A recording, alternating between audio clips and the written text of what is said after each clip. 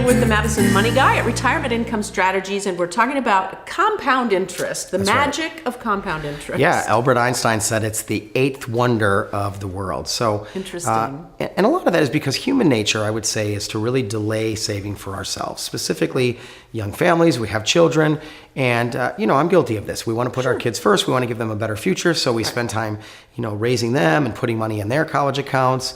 And then we want to pay the house off early, so we start paying extra on our mortgage.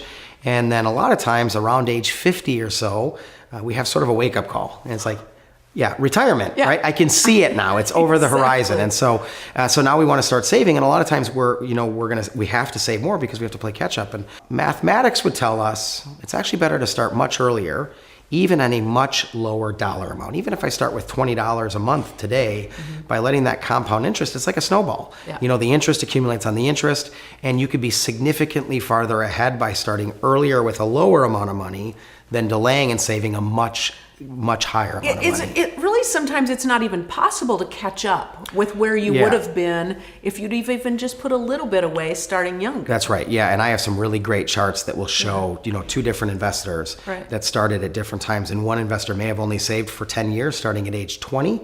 And then the other investor kicks in at age 30, saving sometimes twice as much money, maybe for twice as many years, but they'll never catch up because of compound interest. It's a little mind-boggling. It's hard for the mind to wrap itself around it. Yeah, it really is, and it's finances are not comfortable to most people. So you really need financial help, an expert to sort of guide you along the way. The other thing is most people think they delay because they don't think they have the resources, or I don't have any money, or like many families today, there's more month than there is money. So it really starts with, first of all, creating a plan and having a budget. But we kind of talk to it as something referred to as the latte factor, where if you just think about where you might be wasting money, I don't want to call it a waste because certainly coffee is important, but instead of going to one of the brand name coffee shops, maybe save the money and make it at home and take that money, because I'd be willing to bet you're spending $20, $30, $50, $100 a month where it could be unnecessarily, being spent, and otherwise apply it to your own financial future. Right, and once you get the compound interest going, if stick to the lower plan, and you're still ahead at the end of the game. That's right, and you can put it on autopilot. So find an amount you're comfortable with today.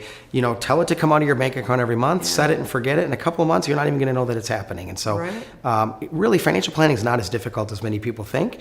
It's just that you got to take the first steps and create the plan to tell your money where to go. Well, and I feel like it's helpful to have a cheerleader in my corner. For sure. Yeah, I mean, we've talked about this before, but a financial planner is a lot like a personal trainer. We all know, we know what we should be doing, right? Eat less, work out more, and then we need some accountability. Financial planning is the same thing. Spend less, save more, and some financial accountability, a cheerleader, if you will. You're doing a great job. That's right. Keep that compound interest going. You're almost there. How can people find out more? I think the easiest way is just to go to our website, which is madisonmoneyguy.com. Sounds good. Thank you. Thank you.